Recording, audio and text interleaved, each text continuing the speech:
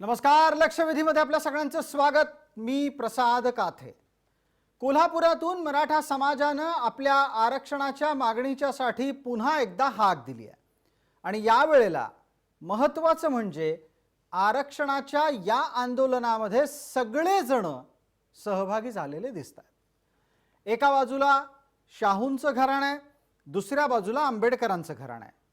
शाहू घराण्याचे वंशज, आंबेडकर घराण्याचे वंशज शेजारी शेजारी बसून आजच्या आंदोलनामध्ये एकाच मागणीसाठी एकत्र आल्याचं दिसलं. हे यापूर्वी झालं नव्हतं. या आधीच्या आंदोलनाच्या वेळेला भूमिका वेगळ्या होत्या.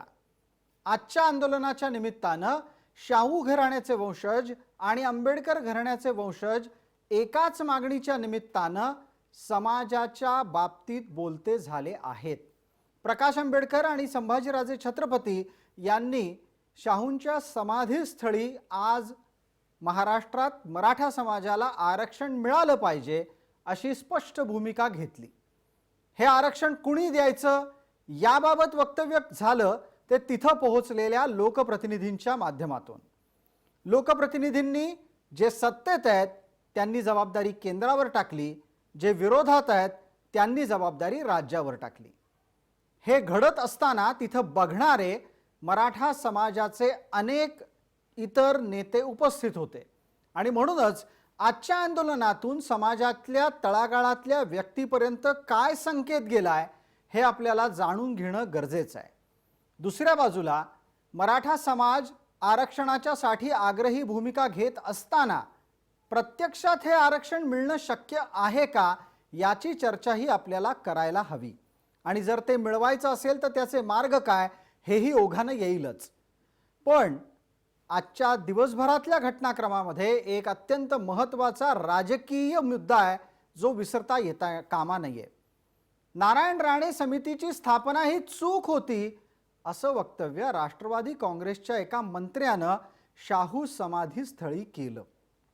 हसन मुश्रीफ हे त्या मंत्र्याचं नाव. मुळात राणे समितीची स्थापना ही पृथ्वीराज चव्हाणांच्या कार्यकाळामध्ये 2014 साली झाली. ती चूक होती हे कळायला काँग्रेस आणि राष्ट्रवादीला, आणि त्यात सुद्धा खास करून राष्ट्रवादीला 7 वर्ष लागली का हाही प्रश्न उपस्थित होतो. आज मराठा समाजाचं आंदोलन एका दिशेनं जाऊ पाहत असताना हसन मुश्रीफांना हा मुद्दा काढायची गरज काय होती हेही आपल्याला तपासावं लागेल. आणि या निमित्तानं आज आपण चर्चा करणार आहोत. लक्षवेधीचं शीर्षक आहे सगळे सोबत मग अडलंय कुठं.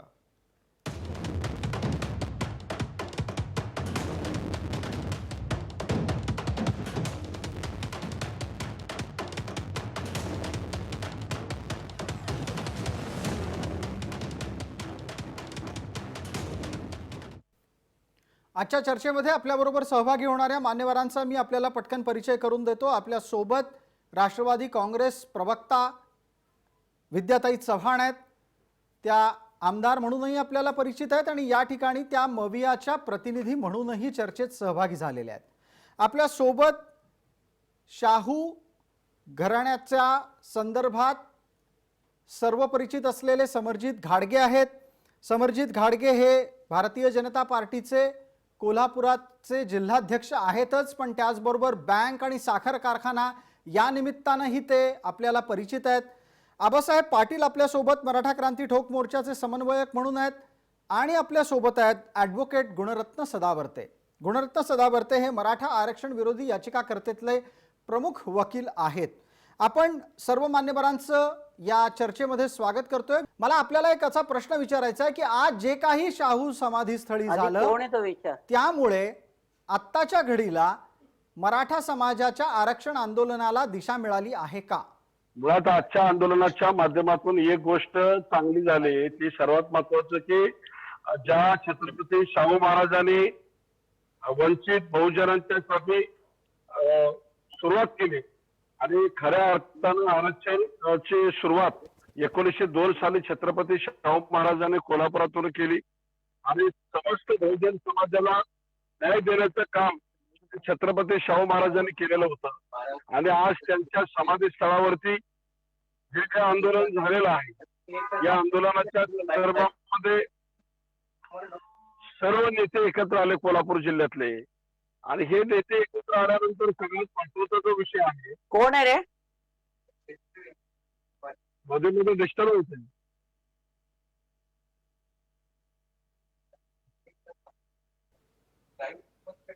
आवाज येतोय प्रसादजींमध्ये? बिलकुल येतोय, बिलकुल. आपण बोलत राहा सलग. विद्याताई, आपला आवाज मध्ये मध्ये येतोय आणि आपण कार्यालयात जे बोलताय ते ऑन एअर जातंय. आपण ऑन एअर आहात, आपण जे बोलता आहात ते सगळ्या प्रेक्षकांना ऐकायला जातंय. आता आवाज येतो क्लिअर? बिलकुल. आबासाहेब, मी आपल्याला आजचा प्रश्न जो- हाच विचारला होता, एकदा त्याची पुनरावृत्ती करतो. आज शाहूस्थळी जे काही घडलं त्यामुळे मराठा समाजाच्या आरक्षण विषयक आंदोलनाला दिशा मिळाली आहे का? आजचा सगळ्यात मोठा संदेश असा आहे की 1902 साली छत्रपती शाहू महाराजांनी सगळ्या बहुजन समाजाला आरक्षण देऊन वंचित घटकांना मुख्य प्रवाहात आणण्याचा जो प्रयत्न केला होता, आज त्या छत्रपती शाहू महाराजांच्या समाधीस्थळावरून मराठा समाजाची जी आरक्षणाची किती गरज आहे आणि मराठा समाजाला आरक्षण मिळण्यासाठी सर्व कोल्हापूर जिल्ह्यातले लोकप्रतिनिधी एकत्र आले. जरी एकत्र आल्यानंतर त्याच्यामध्ये दोन गोष्टी अशा आल्या की राज्यामधील काँग्रेस, राष्ट्रवादी, शिवसेना, भाजप, त्याचबरोबर बाळासाहेब आंबेडकर, प्रकाश आंबेडकर, ते सुद्धा वंचित बहुजन आघाडीचे अध्यक्ष ते सुद्धा त्या ठिकाणी होते.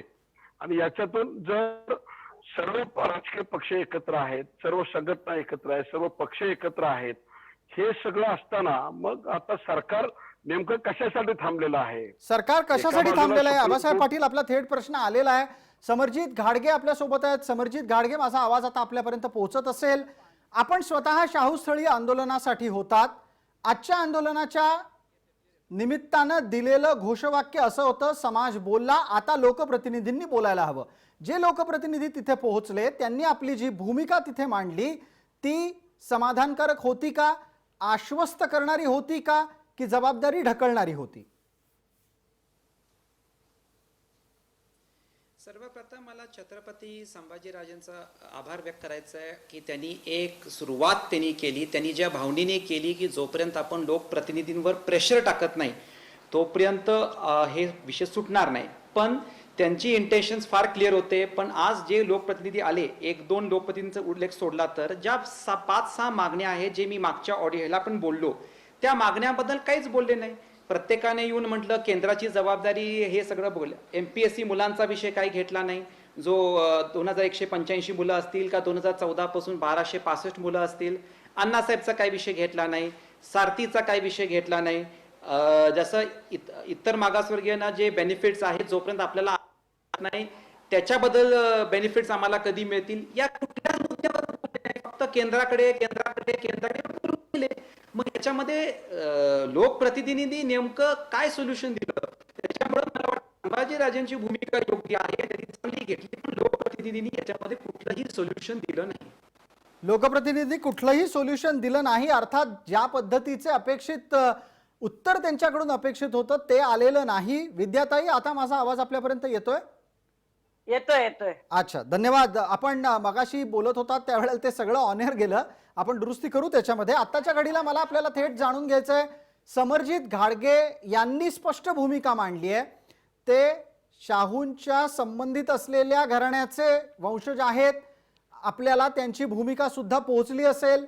ते असं म्हणाले, जे लोकप्रतिनिधी आले त्या लोकप्रतिनिधींनी MPSCच्या निमित्तानं विद्यार्थ्यांच्या भवितव्याच्या बाबत कुठलंही वक्तव्य केलं नाही.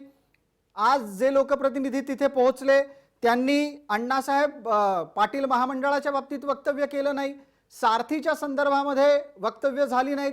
मग हे सगळं जर अपेक्षित होतं समाजाला, जर आज समजा मराठा समाजाला याची उत्तरं हवी होती, तर ती उत्तरं सत्ताधाऱ्यांच्या प्रतिनिधींनी का दिली नाहीत? विद्याताई.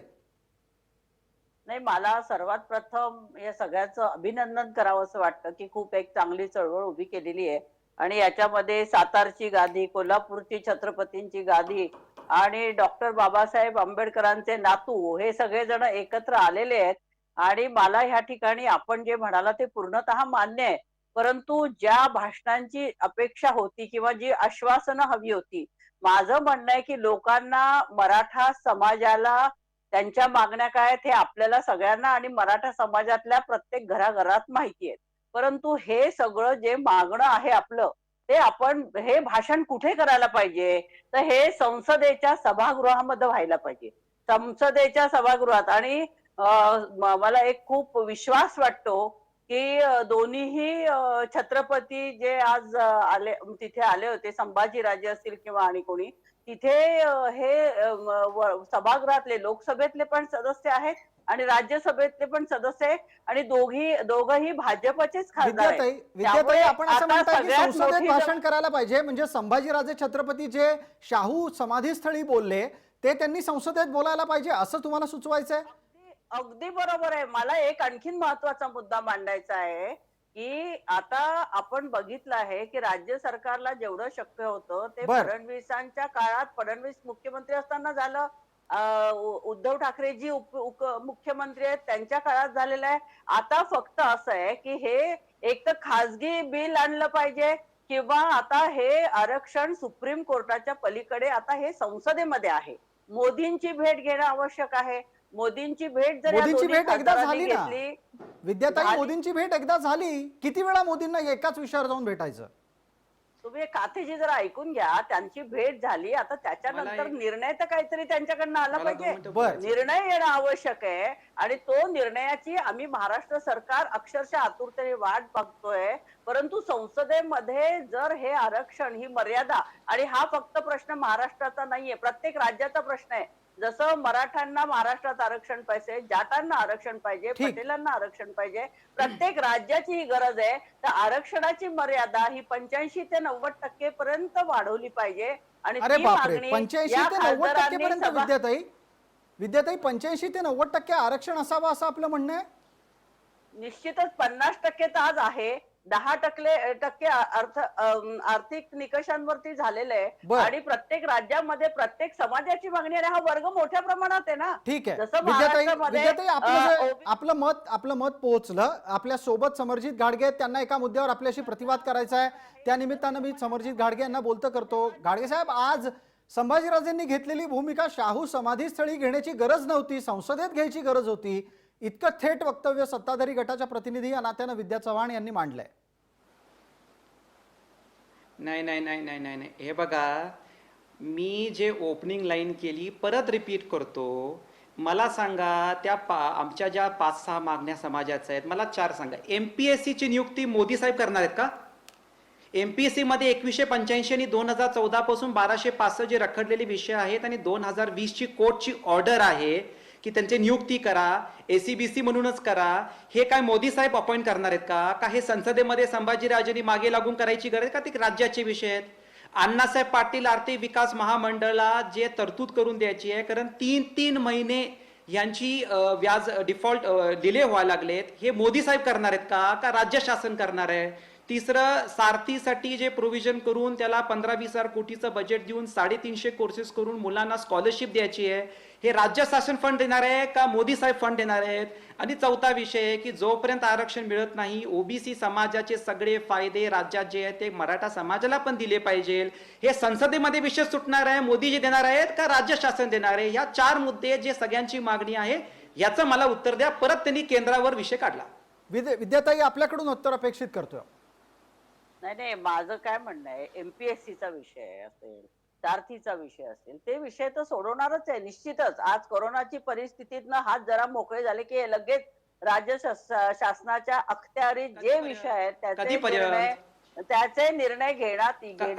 हात राज्य शासनाचे कधी मोकळे होणार आहेत? परंतु मला तुम्हाला प्रतिप्रश्न विचारायचा आहे की आरक्षण देणं ही मर्यादा सहानी कमिशन नंतर आता ते आरक्षणाची मर्यादा वाढवणं हा कोर्टाचा प्रश्न नाही, हा संसदेचा प्रश्न आहे. बर. घटना दुरुस्ती केली. विद्याताई, आपण या मुद्द्यावर बोलू. आपल्या सोबत गुणरत्न सदावर्ते आहेत, त्यांना विचारूयात. गुणरत्न सदावर्ते, आतापर्यंतचं मतप्रदर्शन आपल्यापर्यंत पोहोचलं असेल. विद्याताई चव्हाण यांनी एक मोठी भूमिका स्पष्टपणे घेतली आणि त्या म्हणायला लागल्यात 80 ते 90% आरक्षणाची मर्यादा ठेवा. हे लॉजिकल आहे का? एक तार्किक जर हे समजा झालं तर उरलेल्या 10% कोणाकोणाला सामावून घ्यायचं? आणि मुळात 50% आरक्षणाची मर्यादा ठेवताना बाबासाहेबांच्या डोक्यात काय विचार होता जो आता बदलायच्यासाठी राज्यकर्ते आग्रही झालेत? सगळ्यात अगोदर ज्यांनी आज आंदोलन केलं त्या पब्लिक सर्वंट असलेल्या खासदार संभाजी यांचा मी निषेध करतो.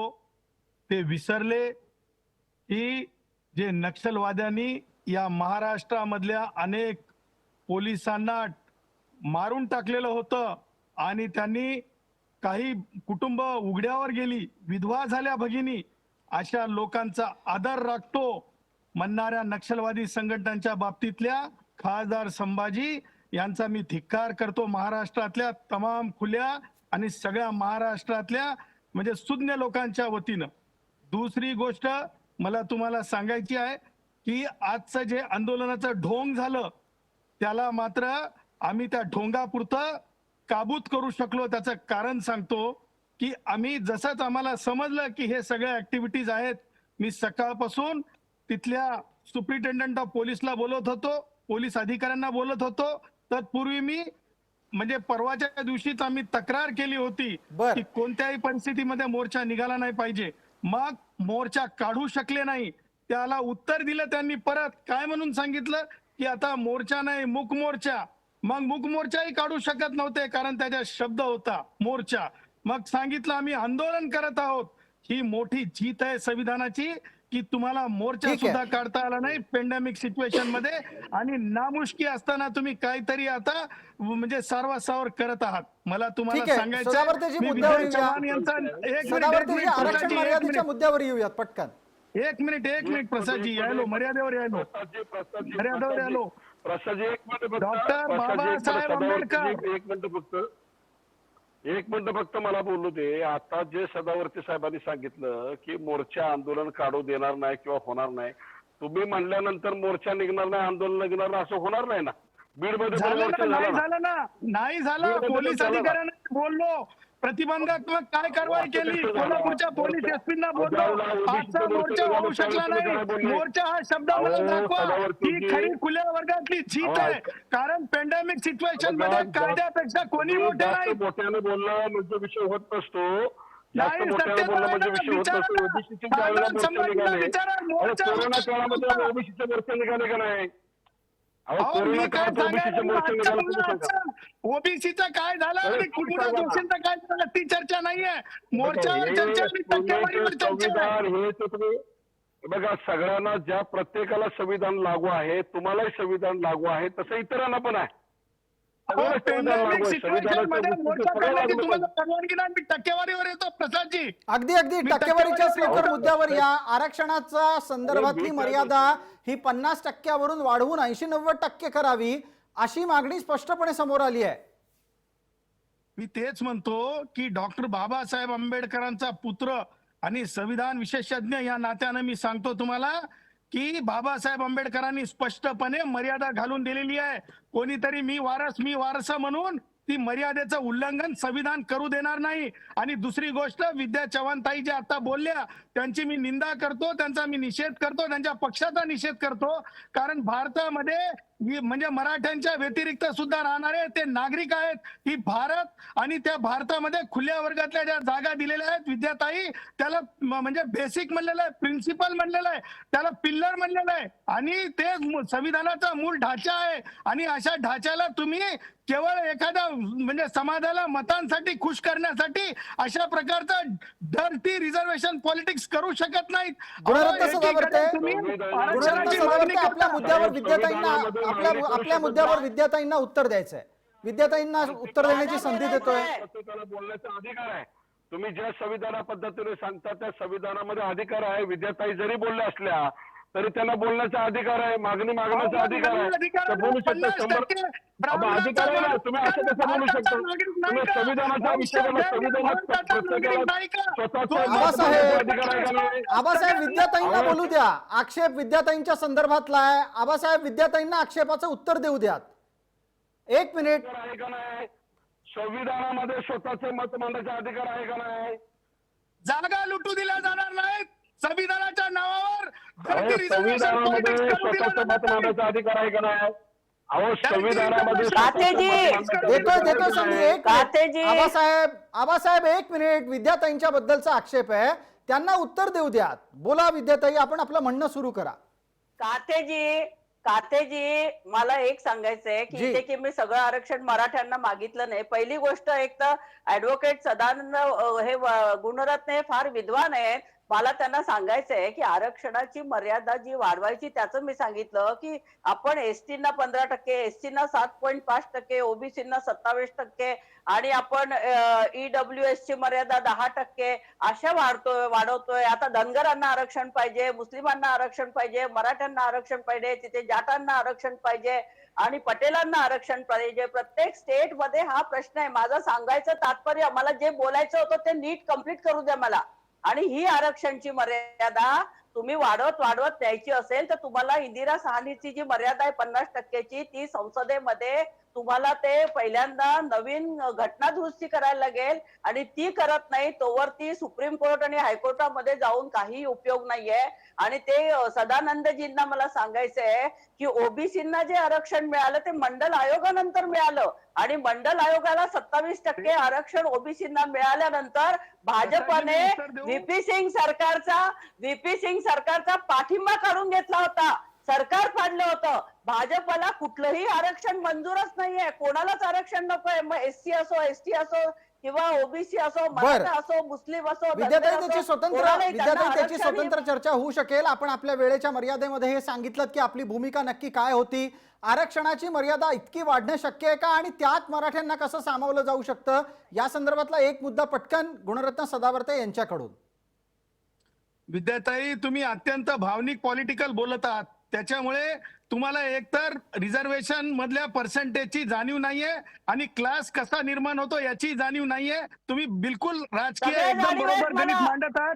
तुम्हाला तुमचा तो मंडल हक्क आहे, आयोग राजकीय माहितीये गणित का? मांडण्याचा हक्क आहे. अहो, ऐकून घ्या तुम्हाला विद्याताई, मंडल ओरडू आयोग नका. माहितीये तुम्ही का? ओरडून काय भाजपने बोलणार काय केलं विद्याताई? ते ऐकून माहितीये घ्या का? ना. मी तुमचं ऐकून घेतलंय. भाजपची वकिली तुमचं करतात ते तेव्हा ऐकून मंडल घेतलं. आयोगाने ओबीसींना आरक्षण दिलं आणि ते शरद अहो, पवारांनी अहो, महाराष्ट्रामध्ये विद्याताई, लागू केलं. हे तरी तुम्ही माहितीये ऐकून का घ्या तुम्हाला? ना.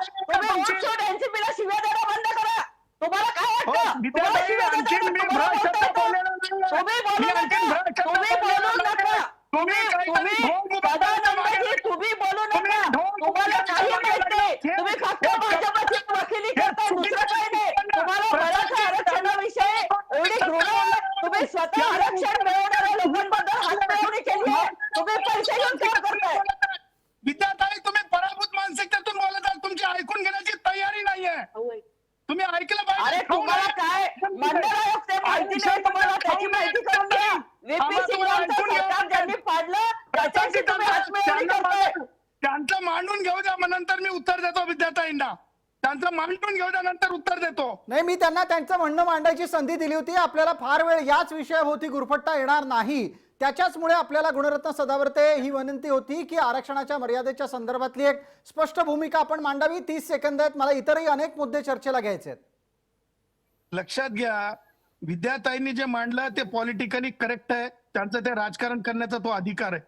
परंतु लक्षात घ्या की basic structure of the constitution म्हणतात आणि basic structure of the constitution 50% वर प्रस्तुत केंद्रातलं सरकार सुद्धा 1% सुद्धा रिझर्वेशन त्याच्यावर, म्हणजे जे ईडब्ल्यूएस रिझर्वेशन आहे त्याच्यावर सुद्धा सर्वोच्च न्यायालयाला विचार करायचा आहे की 50%च्या मध्ये की बाहेर.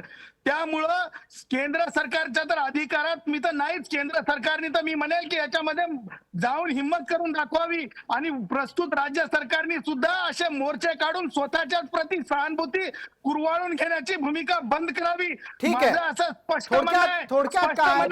थोडक्यात काय तर मराठा समाजाला आरक्षण देण्याच्यासाठी आरक्षणाची मर्यादा पुढे न्यावी या मुद्द्याच्या अनुषंगानं सुरू झालेल्या चर्चेत दोन स्पष्ट मतं समोर आली. पण त्या पलीकडे जाऊन मला गुणरत्न सदावर्ते, एक मिनिट, मला आपल्याला एक थेट प्रश्न विचारायचा आहे. प्रकाश आंबेडकर हजर असताना ही मागणी लावून धरली जाते आणि प्रकाश आंबेडकरांची त्यावरची प्रतिक्रिया आतापर्यंत येत नाही, असं का घडावं? हे पहा, सगळ्यात अगोदर तर हे जसे पुढारी आहेत त्याच्यापैकीच ते एक पुढारी आहेत. यांना जसं मताचं राजकारण आहे तसंच त्यांना सुद्धा मताचं राजकारण आहे.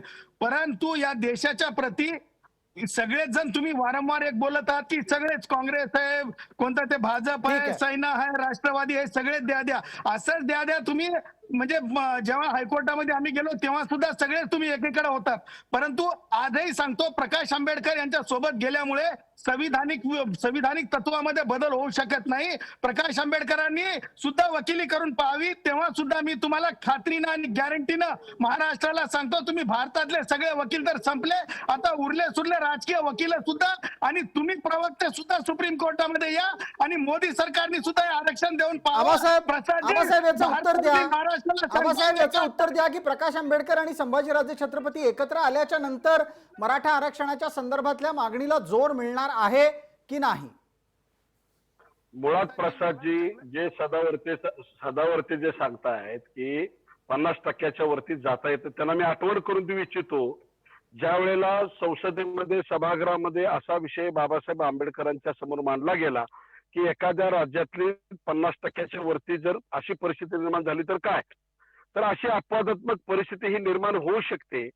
महाराष्ट्रामध्ये तशा पद्धतीची अपवादात्मक परिस्थिती निर्माण झालेली आहे खोटं बोलतायत आणि ते. हे प्रसादजी कोर्टामध्ये तसं सिद्ध नव्हतं ते, करून खोटं दाखवण्याच्या बोलतायत. संदर्भामध्ये अहो तुम्ही ऐकून घ्या, तुमचं ऐकून घेतलं ना, तुमचं ऐकून तुम्ही आबासाहेब, संविधान खरं सांगता, बोला ना, खोटं नका सांगू ना. ते वाक्य मी वाचून दाखवू का? माझ्या हातात आहे बाबासाहेबांचं वाक्य. तुम्ही वकील प्रसादजी, आहे, मी आम्ही वाक्य वकील वाचून आहे. दाखवू. आम्ही पण थोडंसं वाचलं ना, आमचं पण ऐकून घ्या ना. बाबासाहेबांच्या प्रती खोटं नका बोलू ना. तो अधिकार तुम्हाला अहो, खोटं तरी आमचं पण बोलण्याचा ऐकून माझ्या घ्या. हातात. अहो, बाबासाहेबांचं संविधान वाक्य काय वाचून दाखवा सांगतंय, तुम्ही. संविधान काय सांगतंय, संविधानात ही परिस्थिती आता निर्माण होऊ बाबासाहेबांचं शकते का नाही, समीक्षण गेलात सांगितलं का का तुम्ही? नाही? असं तरी अहो, करू नका. आम्ही लिहून संविधानामध्ये ही ठेवलं असतं तरी homework 50% करून आलेलो वरती असतो. अपवादात्मक परिस्थिती निर्माण झाल्यानंतर देता येतं, ही परिस्थिती आहे का नाही, मी हा विषय बोलू का? संविधानात आहे तुम्ही का बोला, नाही? मी उत्तर देतो. तुम्ही बोला, मी उत्तर देतो. मग तुम्ही ऐकूनच घेत नाही ना. आबासाहेब तुम्ही लवकर कुणाला आपला बोलून मुद्दा देत पूर्ण नाही, करा. स्वतःही बोलत नाही, तुम्ही बोलूच देत नाही कुणाला सदावरती. ठीक आहे, आता सदावर्ते थांबलेत. आबासाहेब आपण आपला पटकन मुद्दा पूर्ण करा. थोड्या वेळापूर्वी मुळात विषय कसा आहे? दरम्यान एका गोष्टीची आठवण करून देतो. थोड्या वेळापूर्वी समरजित घाडगे यांनी एक अत्यंत बेसिक मुद्दा उपस्थित केला होता. आरक्षणाची लढाई आपल्या बाजूला, राज्य सरकारला देता येणाऱ्या सवलतींचं काय, त्या मुद्द्याची चर्चा या सगळ्या गदारोळात मागे पडते. त्याचं उत्तरही घ्यायचं बाकी आहे. आबासाहेब पटकन आपलं म्हणणं पूर्ण करा. 30 सेकंद आहेत, त्यानंतरची उत्तर द्यायला 30 सेकंद सदावर्तेंना. प्रसादजी, चर्चा होत असताना ह्या सगळ्या व्यवस्थित चर्चा झाल्या पाहिजेत. आपलं मत मांडण्याचा अधिकार प्रत्येकाला आहे आणि हे असं ओरडून किंवा ह्या अशा चर्चा होत असतील तर आम्हाला बोलवत जाऊ नका.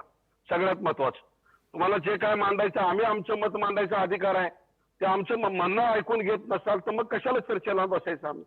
मुळात ज्या बरोबर आहे. विषयावरती एखाद्या समाजाच्या संदर्भामध्ये किती द्वेष करायचा, किती विरोधात बोलायचं, सदावरती एक वकील आहेत, त्यांना संविधानाची सगळी माहिती आहे, त्यांना कायदा काढून माहिती. ठीक आहे, माझ्यासारखा एखादा माणूस चुकला तर चालेल, त्याला कायद्यातलं माहिती नाही, पण तुम्हाला कायदा माहिती असताना तुम्ही फक्त एकच बाजू कसं त्या इंद्रासाने प्रकरणाच्या आतल्या ज्या बाकीच्या गोष्टी त्या काय सांगत नाही तुम्ही.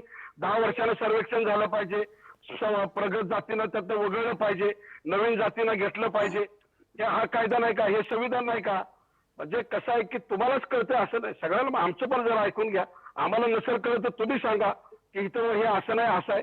आमचं म्हणणं एवढंच आहे की मराठा समाजाला आरक्षण कसं देता येईल याच्यामध्ये काय, तुम्ही सुद्धा महाराष्ट्राचा नागरिक आहे, तुम्ही वकील आहेत, तज्ञ ठीक आहेत, आहे. तुम्ही सुद्धा जरी विरोधात गेलं तुम्ही सांगितलं पाहिजे या मार्गाने मराठ्याने जावं, तुम्हाला त्या पद्धतीने आरक्षण बरं. मिळू शकतं. आबासाहेब पाटील, आपण या परंतु निमित्तानं एक प्रश्न उपस्थित केला की मराठा समाजाला नक्की आरक्षण कसं मिळू शकतं, यावरही मार्गदर्शन झालं पाहिजे. गुणरत्न सदावर्ते, आज मराठा समाजानं आरक्षणाच्यासाठी कोल्हापुरातल्या शाहू समाधी स्थळापासून पुन्हा एकदा हाक दिली. आता मला या गोष्टीची स्पष्टता द्या की आजच्या आंदोलनानंतर परत आरक्षण मिळणार आहे का? डेमोक्रेसीमध्ये म्हणजे कायदेशीर म्हणजे बाबी पूर्ण करून आंदोलन करावेत, परंतु जगामध्ये अशा प्रकारच्या आंदोलनाला आता सध्या तरी पेंडेमिक सिच्युएशन मध्ये मान्यता नाही. तरी देखील विशिष्ट समाजाचं आंदोलन आहे म्हणून तुम्ही लोकांना एकत्र होऊ दिलं. आमच्यामुळे मोर्चा तर होऊ शकला नाही, हे मोठं यश आहे. त्या उलट दुसरा समाज जेव्हा अजित पवारच्या घरासमोर आंदोलन करायला गेला पदोन्नती आरक्षणाचं, तर 20 दिवस लोक पोरांना जेलमध्ये ठेवण्यात येते, एका विशिष्ट समाजाच्या पोरांना. परंतु मराठ्यांना मात्र सगळ्या सुरक्षा पुरवल्या जातात आणि आंदोलन काही का होईना पण एकत्र होईल का याची यशस्वीता पाहिली जाते. दुसरी गोष्ट मला तुम्हाला सांगायचंय की मराठ्यांच्या आंदोलनाच्या प्रती, आंदोलन तुम्ही कितीही करा, मोर्चे आणखीन कितीही काढा, परंतु basic structure of the constitution तुम्हालाच काय देशभरामध्ये जरी तुम्ही वेगवेगळ्या समाजांना जर म्हणजे हे केलं, पेटवून द्यायचा प्रयत्न केला किंवा काहीतरी हुसकून द्यायचा प्रयत्न केला आणि देशामध्ये अशांतता निर्माण करण्याचा प्रयत्न केला, तरी सुद्धा वन मॅन वर्सेस मेजॉरिटी असं ज्यावेळेस सुप्रीम कोर्टाचं तत्व आहे आणि संविधानाचं तत्व आहे, एक माणूस योग्य असेल आणि ठीक आहे. मेजॉरिटी माणसं जर चुकत असतील तर एका माणसासोबत जाते. आज ब्राह्मणापासून ते शेवटच्या आदिवासीपर्यंत जो गुणवंत आहे, त्या गुणवंतासाठीच्या 50% जागांसाठी ठीक आहे. आमची लढाई आहे. तुम्ही आंदोलन करा, आम्ही मोदी सरकारकडे जाऊन पहा, तुम्ही अमेंडमेंट आणून पहा. आम्ही basic structure of the constitution जे इंदिरा गांधींनी आहे. सुद्धा अशीच एकदा हरकत करू पाहिली होती, ती हरकत सुद्धा माननीय सर्वोच्च न्यायालयात माननीय वाय चंद्रचूड होते तेव्हा टिकू शकली नाही. ठीक आहे त्या सदावर्ते, धर्तीवर सदावर्ते मिनवा वेळेची मिल मर्यादा आणि आहे. त्या आपल्या धर्ती- एकूण सांगण्यातून असं दिसतं आहे की आपण मराठा आरक्षणाच्या दृष्टीनं घटनात्मक रचना अबाधित होणार नाही या दृष्टीनं पावलं टाकाल. सोप्या शब्दात आरक्षण मिळणं अवघड आहे असं आपल्याला सुचवायचं आहे. वेळेची मर्यादा आहे. सर्व मान्यवरांना एक छोटीशी विनंती आहे, आपण लगेचच परत येतोय आणि लक्षवेधीच्या पुढच्या भागात याच अनुषंगानं इतर मुद्द्यांना स्पर्श करतोय.